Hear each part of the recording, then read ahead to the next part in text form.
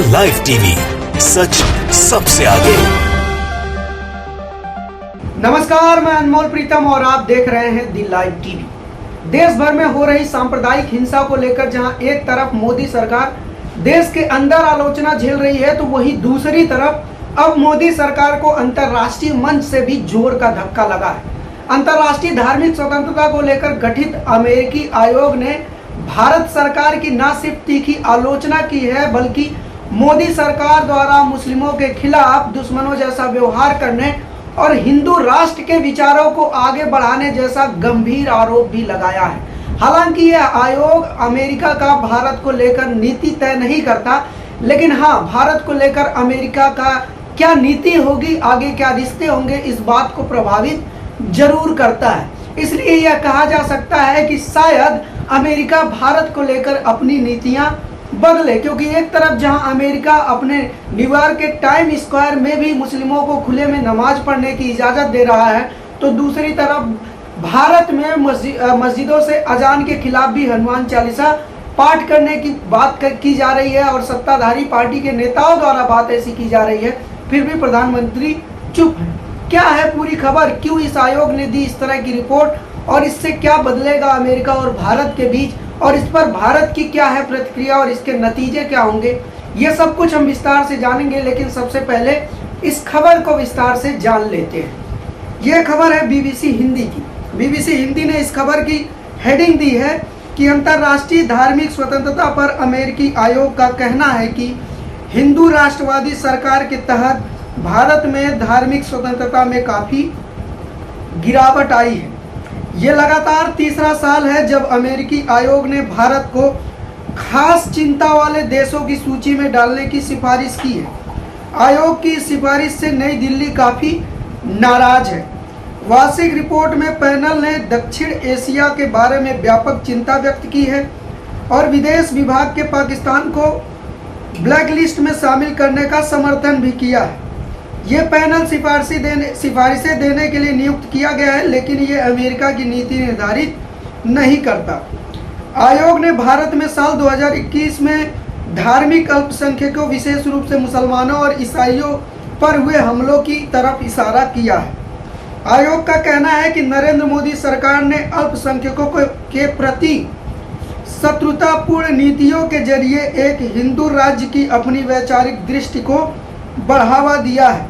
Report में पत्रकारों और मानवाधिकारों की बात करने वालों की गिरफ्तारी का भी जिक्र है। अब इस रिपोर्ट को पूरी पढ़ने के बाद हम लोग समझ सकते हैं कि इसमें लिखा हुआ है कि आयोग की सिफारिश से नई दिल्ली काफ़ी नाराज है, यानी कि मोदी सरकार अमेरिकी आयोग की इस रिपोर्ट से संतुष्ट नहीं है और ना सिर्फ असंतुष्ट है बल्कि नाराज भी है।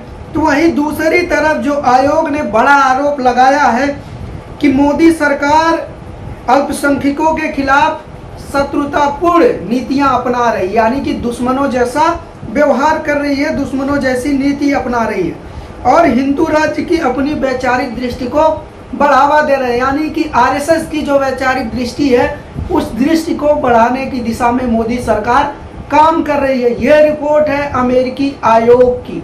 ये बात स्पष्ट है कि अमेरिकी आयोग भारत और अमेरिका को लेकर नीति तय नहीं करता, लेकिन हाँ, भारत को लेकर अमेरिका क्या नीति बनाएगा उस नीति को प्रभावित जरूर करता है। और इसी से रिलेटेड एक और खबर है, एक और आंकड़ा है जो मैं आपको बता दूं, फिर आगे का विश्लेषण करते हैं। अब देखिए ये अगली रिपोर्ट, ये भी बीबीसी हिंदी की ही रिपोर्ट है और इस रिपोर्ट के जरिए कहा गया है कि भारत सरकार की नेशनल क्राइम रिकॉर्ड ब्यूरो 2020 के आंकड़े बताते हैं कि सांप्रदायिक हिंसा झड़पों में बीते साल के मुकाबले जबरदस्त उछाल आया है। 2019 की तुलना में 2020 में सांप्रदायिक हिंसा 94% यानी कि 94% बढ़ गई।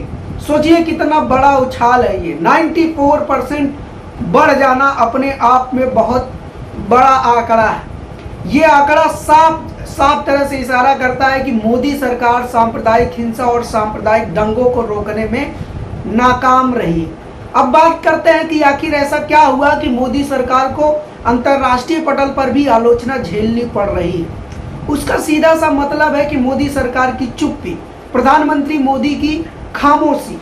प्रधानमंत्री मोदी जिस तरह से अभी हाल में हुए, जैसे कि हिजाब विवाद हो, चाहे फिर कर्नाटक में हलाल विवाद हो, अजान का विवाद हो, हनुमान चालीसा का विवाद हो, या फिर रामनवमी के दौरान शोभा यात्रा के दौरान हुई हिंसा की बात हो, खरगोन में बुलडोजर चलने की बात हो, करौली में हिंसा की बात हो, या दिल्ली के जहांगीरपुरी में हनुमान जयंती के दिन हिंसा की बात हो, इन सारी घटनाओं पर प्रधानमंत्री मोदी लगातार चुप हैं।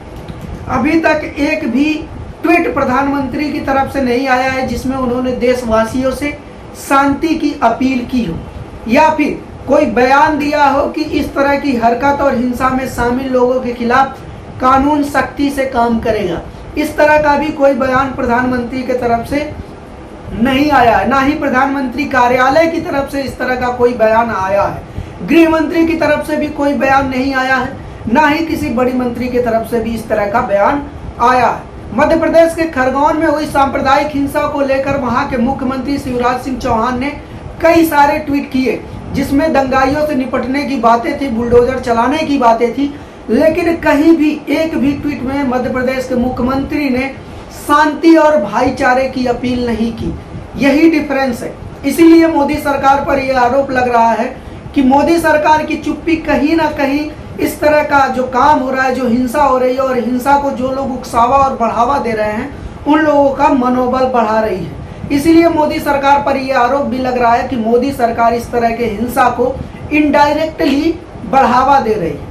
क्योंकि अभी तक का अगर हम लोग इतिहास उठाकर देखें तो ये ऐसा नहीं है कि देश में दंगे नहीं हुए, दंगे हुए हैं, लेकिन अब तक सरकारों ने इनको रोकने की कोशिश की है। प्रधानमंत्री से लेकर गृह मंत्री तक इन सभी दंगों और हिंसाओं के खिलाफ खुलकर बोले हैं। सार्वजनिक मंचों से इनकी आलोचना हुई है। सत्ताधारी पार्टी के नेता सार्वजनिक मंचों से, प्रेस कॉन्फ्रेंस के जरिए और मीडिया के जरिए सभी तरह की सांप्रदायिक दंगों और हिंसा पर अपने दुख व्यक्त करते थे, इनकी निंदा करते थे। लेकिन ऐसा पहली बार देश में हो रहा है कि अब जो है सत्ताधारी दल के नेता किसी भी प्रकार की कोई निंदा नहीं करते, भाईचारे की अपील नहीं करते, बल्कि उस मामले में आग में घी डालने का काम करते हैं। हमने दिल्ली में देखा कि दिल्ली के भाजपा के प्रदेश अध्यक्ष जब जहांगीरपुरी में हिंसा हो गया तो भाईचारे की अपील करने के बजाय बुलडोजर चलाने की बात करने लगे। कुछ इसी तरह का मामला मध्य प्रदेश से भी आया और गृह मंत्री अमित शाह ने दिल्ली पुलिस को डायरेक्शन दिया कि एक भी इस हिंसा में शामिल एक भी व्यक्ति को बख्शा ना जाए, लेकिन सार्वजनिक तौर पर गृह मंत्री ने भी शांति की अपील नहीं की। ऐसे में सवाल ये उठता है कि आखिर ये जो कुछ हो रहा है, इसको लेकर जो अंतर्राष्ट्रीय मंच हो या फिर देश के अंदर की बातें हों, सारी जो आलोचनाएं हो रही हैं वो कहीं ना कहीं सही हैं या गलत? इस पर आपकी राय क्या है? क्या प्रधानमंत्री की चुप्पी इस तरह के हिंसा को बढ़ावा दे रही है या फिर प्रधानमंत्री के चुप्पी की वजह कुछ और है? आप क्या सोचते हैं, हमें जरूर बताएं।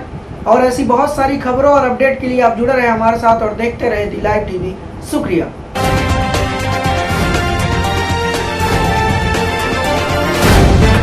द लाइव टीवी, सच सबसे आगे।